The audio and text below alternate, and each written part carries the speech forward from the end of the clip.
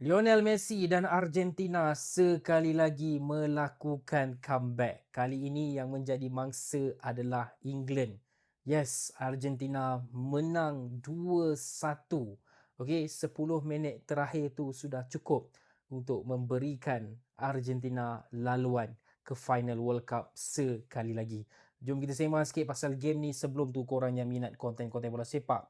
Boleh tekan butang follow dekat sini dan tekan mantap. Pertama sekali boleh cakap yang 20 minit, 30 minit pertama tu macam bukan tengok bola sepak lah. Macam tengok WWE, macam tengok Royal Rumble, lagi-lagi player Argentina lah. Memang keras, memang kasar, memang ganas. Okay, even at one point, aku rasa ramai kot yang setuju kenapa ref tak layangkan kad kuning dekat player ni. Okay, Enzo Fernandez contohnya, goal scorer dalam game ni. Okay, minit ketiga kot tak silap aku dah buat hal. Okay, dah tumbuk player dah walaupun tak nampak sangat tapi still dalam zaman VAR ni kan. So aku rasa memang agak controversial lah untuk the first 30 minutes tu. Sebenarnya dekat first half boleh kata agak seimbang jugalah antara dua tim ni, England dan juga Argentina. Okay, lepas tu England sebenarnya yang menjaringkan gol terlebih dahulu. Aku nak bagi kredit dekat ni pemain England, seorang yang beragama Islam daripada Spurs, Jack Spence. What a performance. Lagi-lagi sebelum Argentina comeback tu lah. Okay, ada satu part ni Simeone dah dapat bola, okay, dia daripada belakang. Simeone ni player yang laju tau, tapi Jack Spence berjaya juga buat satu tackle yang sangat-sangat padu untuk menghalang Mamat ni daripada skor gol.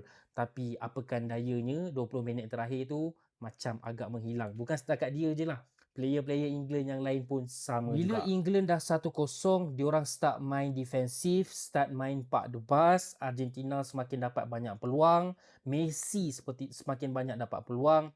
Aku boleh kata game ni memang kena salahkan Thomas Tuchel.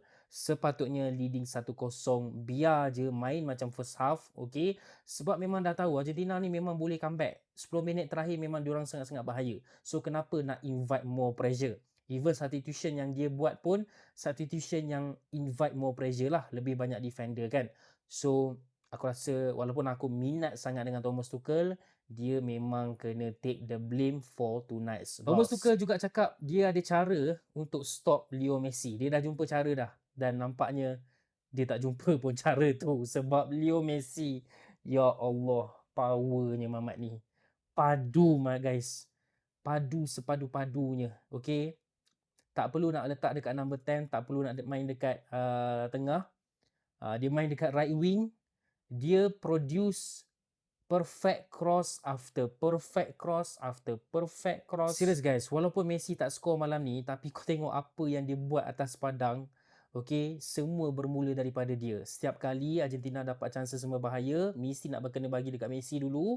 Lepas tu Messi hantar sampai dekat tengah-tengah kotak penalti. Sebenarnya sebelum Argentina boleh score more, okay, Messi boleh dapat lebih banyak assist guys. Kalau korang tengok game ni kan, macam mana player yang aku dah tengok ramai winger dekat dunia ni, tak kisahlah power ke tak power ke, setiap kali cross mesti ada yang barai ataupun tak konsisten.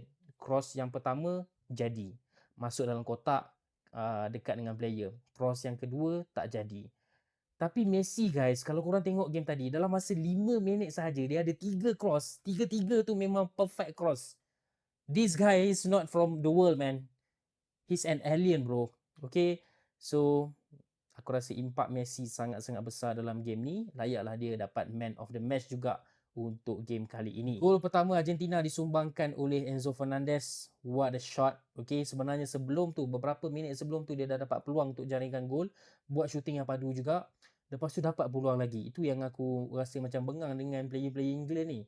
Memang nak bagi je ke Argentina ni try sampai habis, sampai diorang berjaya gol. Serius aku cakap, England memang crumbling dalam second half. Lepas tu Lautaro Martinez yang menjaringkan gol kemenangan pada minit 93. Banyak kali dah dia ni gol daripada bench. Memang betul-betul super sub Mamat ni. Setiap kali masuk je mesti ada gol. Apa-apa pun tahniah aku ucapkan kepada Argentina. Lepas ni akan lawan Spain. Korang rasa Argentina boleh hadap Spain ataupun tidak? Sama-sama kita nantikan. Dan guys, kalau korang minat Argentina, tiba-tiba nak minat Messi kan, belum ada lagi jersey Argentina, boleh check link di bawah.